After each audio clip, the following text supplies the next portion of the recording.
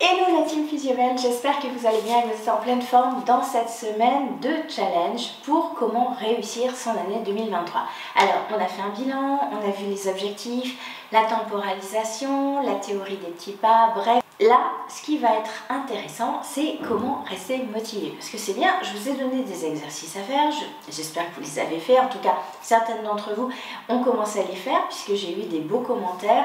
N'hésitez pas à partager les prises de conscience que vous avez, parce que plus on partage, plus vous allez être en énergie, et c'est ce qu'on va voir aujourd'hui. Parce que c'est bien beau de faire ça une semaine dans l'année, mais comment rester motivé toute l'année et focus sur ses objectifs? Je vous le rappelle, je vous l'ai déjà dit, mais 82% des personnes qui s'engagent sur une résolution ou un objectif les abandonnent dans les 15 jours qui suivent. C'est juste énormissime, et 97% pendant les 3 mois qui suivent. Donc, comment rester motivé toute l'année? C'est ce qu'on va voir dans cette vidéo. L'idée, c'est que vous réussissiez vraiment l'année 2023 qui arrive. Donc, j'ai vraiment à cœur de vous partager des exercices, des petites choses, notamment essayer de les mettre en place. De toute façon, si vous ne passez pas à l'action, ça ne fonctionnera pas, c'est bien connu. La première chose à faire, c'est être au clair sur ses objectifs. Ça veut dire quoi? Ça veut dire lister, et on l'a déjà commencé depuis le début de la semaine, lister tout ce qui vous met en énergie, et l'idéal, ce serait de le mettre en arrosage automatique dans votre planning, dans votre vie. C'est vraiment de, faire un petit resto avec mon chéri, ça me met en énergie, je le programme tous les mois, je me programme un rendez-vous pour faire un resto avec mon chéri. Si c'est un cinéma, c'est la même chose. Si c'est un massage, c'est la même chose. L'idée, c'est de le programmer parce qu'on se met toujours en dernier.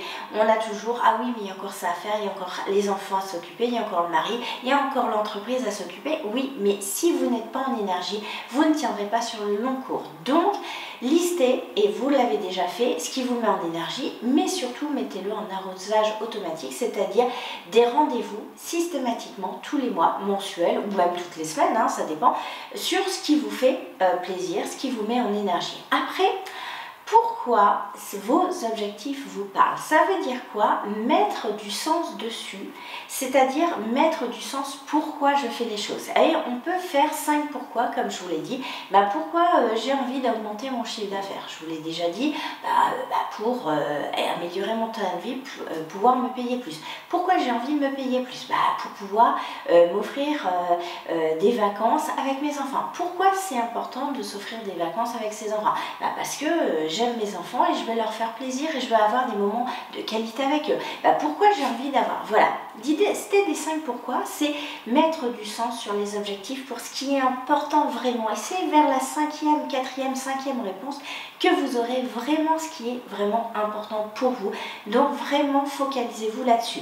Ensuite, écrire les valeurs qui sont derrière. Par exemple, là dans cet exemple que j'ai donné, la valeur première, c'est les enfants, c'est la famille. C'est important que je réussisse professionnellement, que j'augmente mon chiffre d'affaires pour aider ma famille à être bien, à vivre des moments agréables, de qualité, et ça va passer aussi par la réussite de mon entreprise.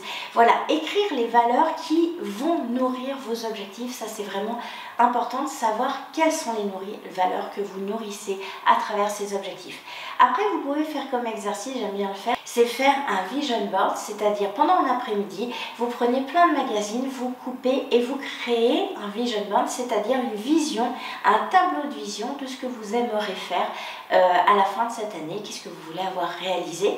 Mais en plus, après l'avoir fait, parce que ça c'est bien, mais c'est de bien le visualiser, alors peut-être le mettre dans un cadre, mais aussi de ressentir quel état émotionnel je vais avoir quand j'aurai atteint ce qu'il y a sur mon vision board. Ça c'est un exercice très puissant, le visualiser, le ressentir à tout bout de champ, ça va vous permettre de le faire grandir, de le faire exister à l'intérieur de vous, dans votre cerveau, pour que votre cerveau se câble vraiment sur les objectifs à réaliser.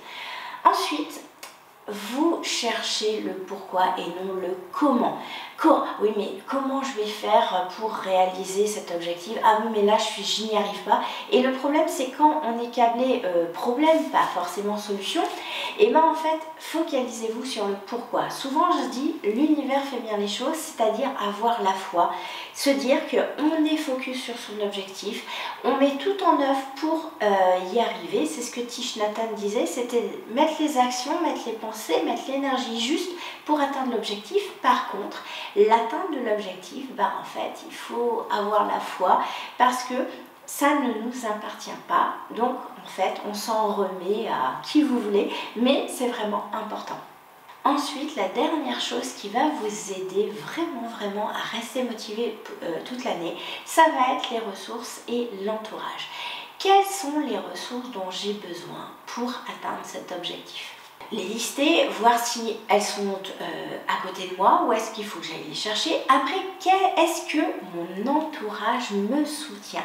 Oui, l'entourage est vraiment primordial. Alors, si votre entourage vous soutient dans tout ce que vous faites, etc., partagez vos objectifs. Par contre, si vous êtes dans un entourage qui ne perçoit pas encore la valeur ou l'importance pour vous de vos objectifs et qui ne vous soutient pas, ne dites rien, ne parlez pas de vos objectifs parce qu'ils vont vous tirer vers le bas. Or, on veut rester en énergie haute toute l'année, donc partagez plutôt sur une communauté sous cette vidéo qui est justement pour vous tirer vers le haut, la communauté Physiobelle, tous les groupes Facebook qu'on a ensemble, bien évidemment vous pouvez partager. Pourquoi? Pour être soutenu. C'est vraiment important d'être soutenu avec des énergies positives. Donc si votre entourage proche ne vous soutient pas parce qu'il ne perçoit pas encore l'importance, ne dites rien, ne le partagez pas, sinon ils vont vous tirer vers le bas et ça va miner votre énergie et vous allez dépenser de l'énergie pour les convaincre alors qu'ils ne voient pas l'importance que ça a, voire même ils vont ah oui mais tu n'y arriveras pas, enfin tout ce que vous voulez. Donc du coup ça va vous bouffer votre énergie. Or vous en avez besoin pour être constante, pour persister, pour faire vos petits pas tous les jours. Donc gardez précieusement votre énergie et donc construisez cette énergie, faites-la fructifier par les activités qui vous mettent en joie, focalisez-vous sur comment et partagez à celles et ceux qui vous soutiennent et qui vous boostent. Voilà, donc je vous laisse écrire sur votre cahier toutes les questions. Vous pouvez faire le vision board. Je vous retrouve demain. En tout cas, évidemment, pour ceux qui sont inscrits, vous recevrez le PDF.